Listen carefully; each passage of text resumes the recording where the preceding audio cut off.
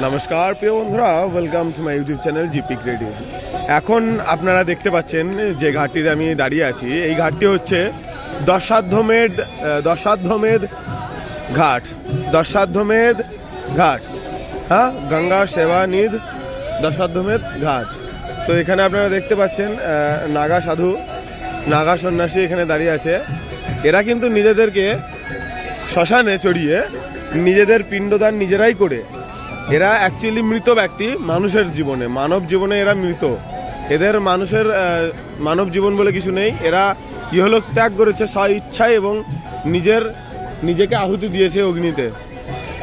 তো এরা যে নাগা, এদেরকে নিয়ে আমরা অনেক মজা করি, অনেক এদের কোনো ফারাক নেই, এতে কোনো কিছু যায় আসে না, কারণ এরা ইহলোক ত্যাগ করে জীবিত নেই, এরা মৃত।